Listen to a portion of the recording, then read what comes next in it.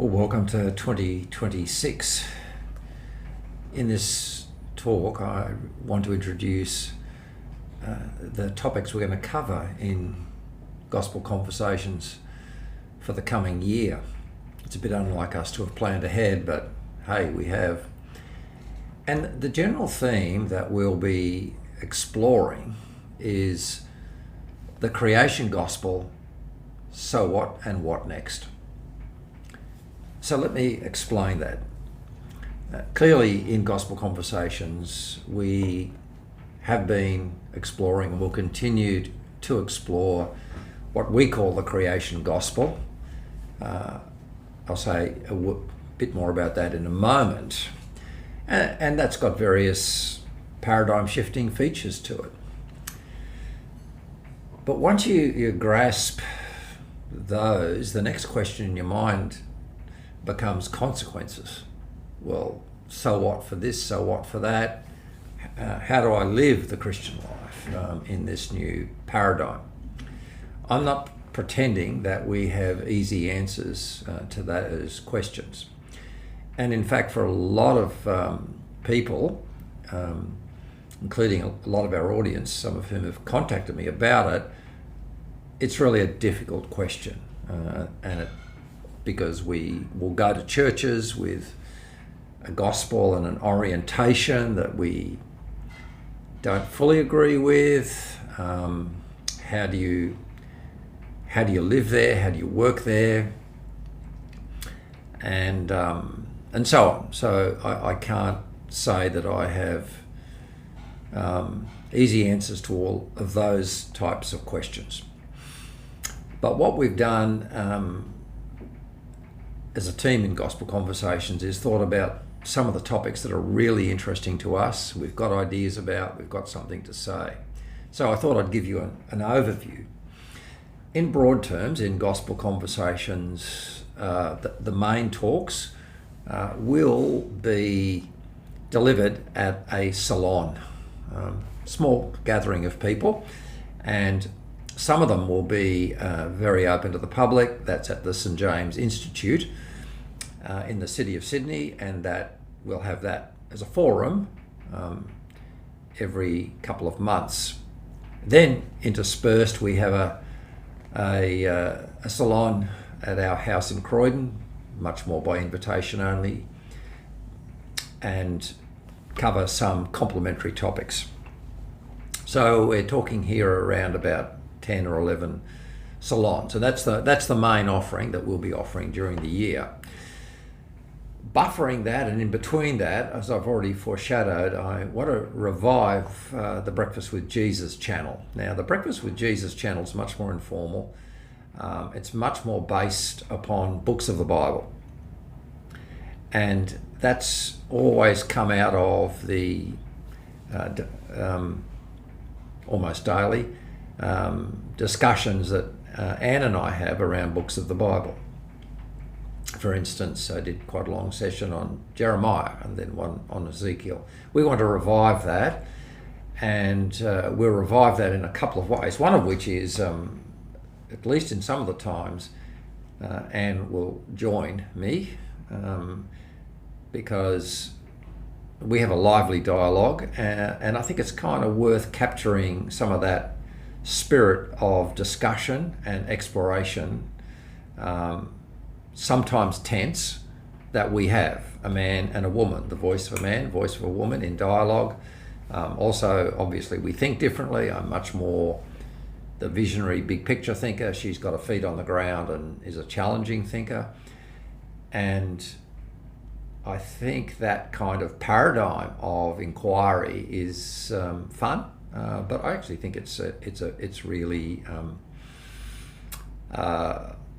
there should be more of it. Put it that way.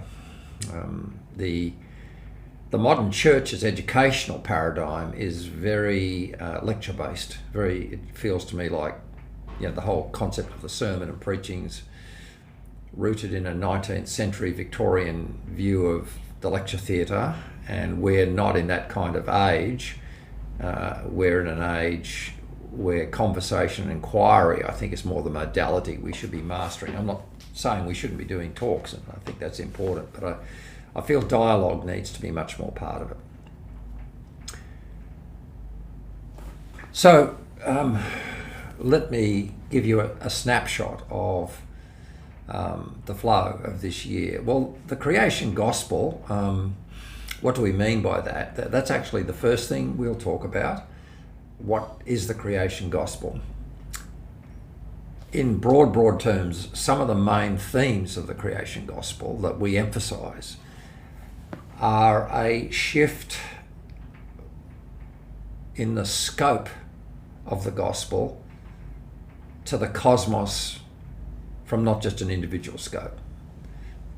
Most sermons I hear in church, and particularly the hymns, are all about my decision for Christ, my experience of Christ. The first person pronoun is absolutely dominant in hymns, and I don't actually think that's all that biblical. I think the biblical word is much more a we, at least the church, and for many of us, all of humanity.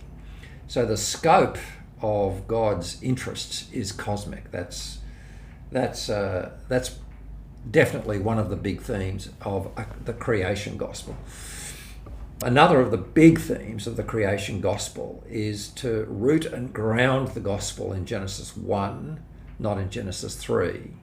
Not to exclude Genesis 3, but the way that very often the gospel is presented is Genesis 3 is the problematic foundation of the gospel, i.e. the sinful nature of humanity, and creation is some kind of prequel to that that's introductory but not important.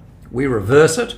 We think that the paradigm is creation, and creation is problematic. It raises a lot of issues, and those were the issues the early church fathers spent their time thinking about. So an emphasis on creation. And then, of course, I think that changes the nature of redemption, changes the nature of how we think of the cross. And, we did quite a few talks on that, where we challenged the adequacy of the forensic model of penal substitution as an inadequate model. And certainly the model that we much preferred was a model of social, political, cosmic redemption. And there's much we could say about that. And I gave talks on the book of Exodus, which I think is a far better metaphorical landscape in which to position our thinking about salvation than the de facto forensic legal landscape that dominated the Reformation thinkers. Finally, of course, for many of us, that led to that the scope of the salvation is universal in scale, and the whole theme of universal salvation is definitely a theme we've embraced. We've embraced it, always tried to embrace it as a topic of open inquiry. It's not like we're dogmatic. For instance, I'm sure a lot of the speakers we've had in gospel conversations would not believe in universal salvation or have questions about it. That's absolutely fine. Our big position is it needs to be on the table as a non-heretical, legitimate point of inquiry in the Christian gospel, and something that is at the very least to be positively contemplated, and at the very least is a trajectory. I think nobody reading the whole of the Bible, nobody could deny that there is a trajectory towards the salvation of all. I think to deny that is to deny the plain meaning and direction of Scripture. I guess the question then therefore becomes how far you go on the trajectory. So there's some of the themes of a creation gospel, and underneath them, running along all of them, there's a theme of interpretation and hermeneutics, by which I mean how you read the Bible, what's your epistemology. Our position in gospel conversations has always been that we believe that in the church today, there's far too much of a trend to dogma, over-prescribed doctrinal positions. We don't think this is true to the heart of the gospel, certainly not true to the first few centuries of the gospel. We favour an approach that's more about open inquiry. Inquiry that's venturing rather than an inquiry that's certain and self-certain, but an inquiry that's exploratory. And of course, that's my whole life and business has been around exploration. So that's kind of like the themes we've been developing. Now the question becomes, so what? Very, very early on, in the next couple of weeks, I'll be releasing the last one of John Bear's wonderful series on the great patristic thinkers, and the last one will be on Maximus. Now, Maximus, in many ways, is going to set the foundation for the year, because he really is the pinnacle of these things I'm talking about, because he, of all people, framed the salvation and work of God as a cosmic scale event. He had the gift for the church of a massively profound philosophical mind, and he was able to think through Christ, the Logos, the work of God against the backdrop of that cosmic scale. And one of the great books on him is called Cosmic Liturgy. This is von Balthasar's book. It's called Cosmic Liturgy, the Universe According to Maximus the Confessor. Of course, von Balthasar was the great Catholic theologian who in many ways became one of the early advocates of Maximus. So that talk will lay a really good foundation, because it's really saying we have to find God everywhere. We can't partition life into a religious sector and a secular sector. That's theologically impossible. Therefore, part of the transformation of our mind has to be an equipping to find ways to discover the divine everywhere. And traditionally, the way that has been done is by moralising. In other words, the voice into the secular space is a moral voice. Don't do this, don't do that. Well, that's clearly inadequate. I guess a more sinister recent movement is Christian nationalism, where we don't moralise, we monarchise, we monopolise, we control it, we run the world. And that's a disaster. Maximus is entirely different. Maximus says where you actually can't even ask that question unless you can understand the whole world is made and sustained by the Logos. We must see God everywhere. So, put very simply, the cosmic liturgy, and this was so not just for Maximus but for Gregory of Nyssa and others, the cosmic liturgy was a burning bush experience where I see the glory, I see the potential in everywhere in creation, both in the natural world, in the social and civic world, and in my own psychology and experience as a human being. So, great foundation, and we'll hear that very shortly. Very shortly after that, there will be the final of Ben Myers's 3 talks. Now, Ben has given 3 talks for us on patristic thinking. He's talked about their model of redemption and salvation and how different it is to ours, very important building block. And then he talked about their so what was, their sense of sanctification, and that was his second talk. The third talk, he takes that topic of how the patristics thought about the so what of the gospel. He takes that into the social systems, and he does it saying a lot about Augustine's City of God. It's a really, really interesting talk. Now, I think Ben's talk opens the topic up, it doesn't close it down, but those 2 talks together are a tremendous sort of platform for the year. Maximus, the Cosmic Liturgy, Ben, the City of God. How do we live in this present world? So, two good big picture openings. The topics we're going to then address. The first one will be, what's the nature of evangelism? That's a pretty hot topic. The gospel has been packaged by evangelicals into things like the 4 spiritual laws, 2 ways to live, etc., etc. The question is, but if you believe in universal salvation, even if you don't go that far, but you think that the scope is cosmic, well, how do you package that? If you, for instance, want to expand the sense of God's interests and actions in the world beyond an individual and their decision for Christ, you want to expand it into how humans rule and govern the cosmos as a vocation. If you did that, what's the gospel? Our desire here, we probably won't do it in this first talk, and it'll be a discussion between a few of us, is we would love to, not package is the wrong word, but let's use it, package somewhat the creation gospel into, let's say, 4 or 5 pillars that people can be equipped to talk about the gospel in new ways. That's number 1.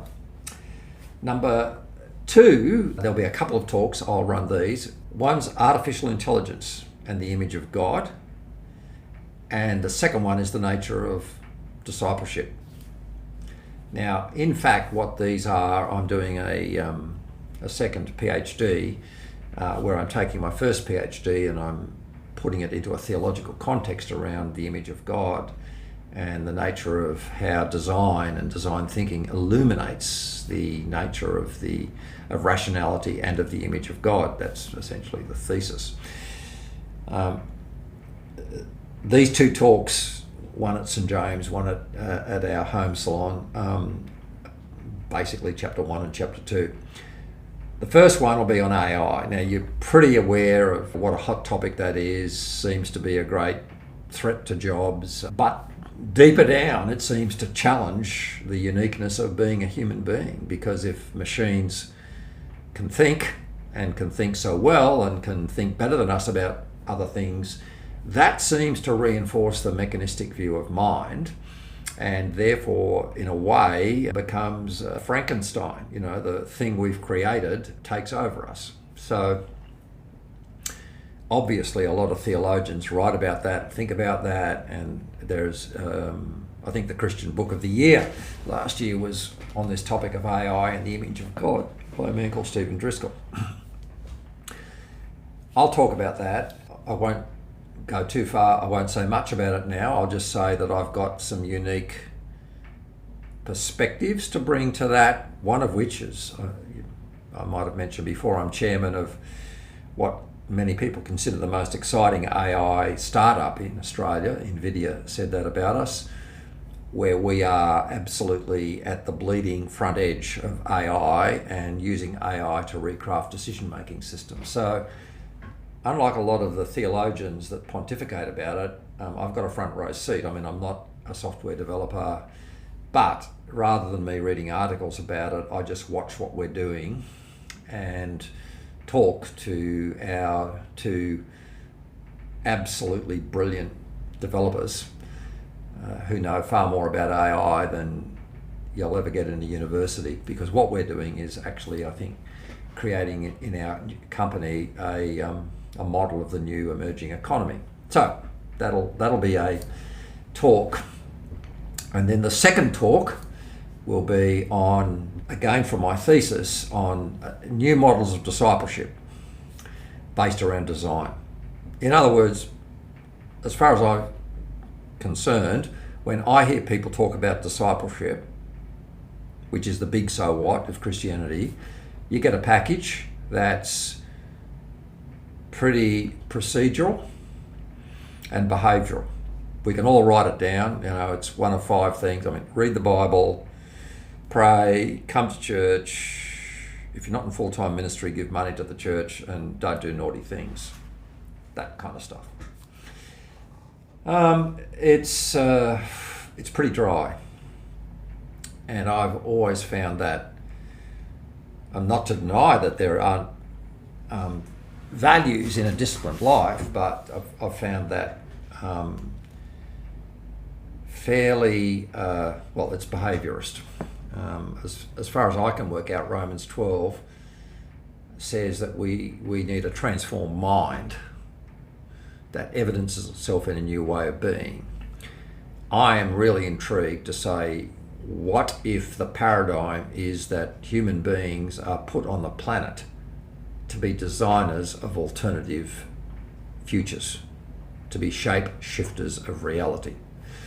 So that's my hypothesis, and I'll expand that in that talk. That gets us through to our next topic, which will be around about June, and I'm looking forward to this enormously, which is the voice of women.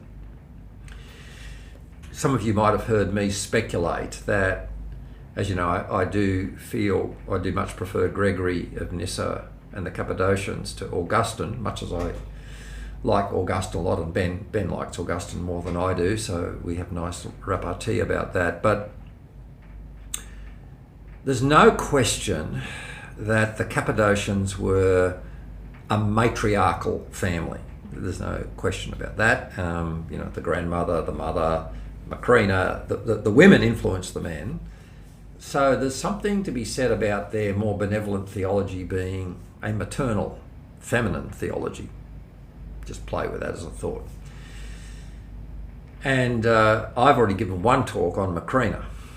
But what we're going to do is get some significant women to talk about other great women theologians in the past. Now, I won't say who they are at the moment because we're still organising it, but candidates would include Julian of Norwich, all will be well and all manner of things will be well, St. Teresa, and there are other really, really interesting ones. And the important point about, and this, by the way, I think will be one talk in June. However, we think what we're expecting is it'll probably become a series, and we'll, rather than try and cram it all into one talk, we might just do one of these great women theologians of the past at a time. So anyway, this could be the first of them. Then, following that, Lisa Aitken, who you've heard talk about hope and her brilliant PhD on hope, will do interviews with her Cambridge supervisor, Joanna Coolicutt, who's the wife of Alistair McGrath, and Joanna was her supervisor, and Joanna has and is doing a lot of study of women theologians and patristic thinking, and she has agreed, although this will obviously be a Zoom call to England where Joanna lives, to do an interview or two with Lisa on this interesting topic. So this is very much the voice of women, not just as teachers or pastors, but as theologians, women as thought leaders. Then that'll take us through to August, and August is really, really important, which is how do we read the Bible? What's our interpretive lens? And we're going to ask Ben Myers to lead this. Ben's PhD is in literature. Now, why is that important? It's because if you're in literature, you're taught to deal with genre.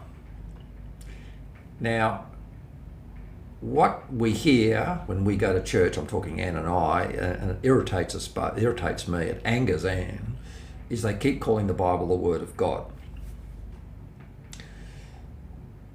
It never calls itself the Word of God. Actually, it calls itself the Scriptures. The Word of God is never applied to a text, it's applied to a person. And that is not a minor point, because biblicizing Christianity, I think, is a huge mistake. The Bible is a means to an end. Okay, from that point of view, which we're pretty strong about, we would say and agree with everybody that the Bible is quote unquote inspired. So that's actually that's a genre statement. People don't realise it, but that's exactly what it is. In the same way that if I said Hamlet's a tragedy. Straight away we know what we mean by that. But the word inspired is a genre statement. However, unlike in literature, there's an absolute paucity of reflection upon, well, what's the nature of this genre? What exactly do we mean by inspired? And this is terribly important. And there are essentially a spectrum of candidates between a hard-line, flat pack model, I call it the flat pack model, which is the biblical inerrancy model, versus something that's much more contextual and rhetorical. Obviously, we would be at that end, the rhetorical contextual end. However, I think a framework, or at least somebody giving us a framework of possibilities, will be very valuable. And Ben's going to do that. We'll build on that. There'll be a second salon talk. At the moment, could be me, could be Mark Strom, others, looking at multi-perspectival ways of reading the Bible. One of the, for instance, new lenses on reading the Bible. Reading the Bible and interpreting the Bible in the last 50 years or so has been invigorated by two other disciplines. So one is history and the other is literature. And they both hugely amplified the way the Bible's interpreted. And in that's my company. In Gospel Conversations, we've had the privilege of having some of the world-leading voices on both sides of that fence. Edwin Judge, John Walton, Ian Provan, in many ways historical voices. And from the literature side, as you know, we've studied the Bible as literature from various angles. Ben is an example. My daughter Sarah gave great talks on it. And actually seeing the Bible as literature is enormously promising. Anyway, so that's couplet. Then finally we get through to October, and Lisa Aitken, whom I've already mentioned, and some of you would have heard her talk on hope, will give a talk on mental health and faith. The talk's pretty significant because Lisa is a practicing clinical psychologist who has plenty of clinical experience of ways in which the traditional hell-based gospel has harmed the minds of young people.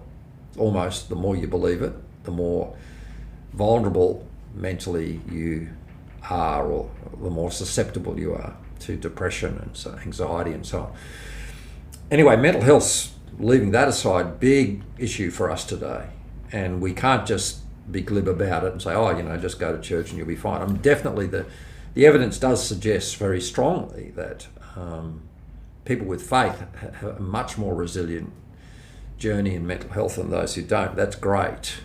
But all of us would know, either personally or with friends, that the issues of anxiety, I think we're in a very nihilistic world, which means that the environment is not going to be helpful, let alone the individual experiences.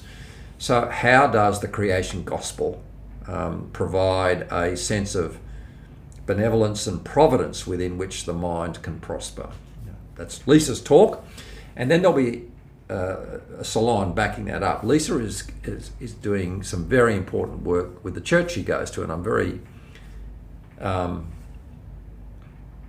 admire the church for it, because it's an Anglican church and that minister's taken a risk, which is discussing difficult topics. So Lisa has created a forum of, I don't know how many, I think there are 6 or 7. Well, one of them is homosexuality. Another one's women preaching and so on. But these are topics that people have very strong feelings and experiences about, but really they're dangerous to talk about. And the church is not, because the church likes to be dogmatic and present answers, not questions, not very good at handling them. What is necessary for mental health, according to Lisa, is dialogue. Okay, declare the space open. It's okay to talk about. And each of these talks, she'll explain in this particular salon how she does it. I think it's actually like a paradigm, or it's probably a curriculum that could be copied by other people, because I feel she does it very, very well. In other words, she's not presenting a point of view. If you take homosexuality as one of the topics, she just says, look, here's a range of views. They're all put forward by Christians, and she gives a objective summary, doing her best to do the best interpretation of those positions, and then there's dialogue. So she'll talk about that. That leads us up to November, when with Alpha Crucis we will be doing our conference. This time we've invited Greg Boyd from the US to come across, and it'll be fantastic. We'll say more about that later, but the Gospel Conversations talk with Greg will be, we think at the moment, how he reads the Old Testament and violence in the Old Testament and the cross of Christ in that light. So clearly that's a hot topic. It's one that the topics I've just mentioned lead into in many ways. And that'll be the sweep for the year. I think when you think about these topics, we're excited by them. It's not as if we go in to these topics having answers at all. We're very happy to take the advice of Ecclesiastes, which I think is accept there's a providence around these, but don't expect to find answers. You can find wisdom, but I don't think the wisdom is a wisdom that claims to be complete and universal. As a matter of fact, Anne and I are reading Ecclesiastes at the moment, and Ecclesiastes definitely can be read as a condemnation of dogmatism. So with that, farewell, and you can be looking forward to I think some great material during the course of the year.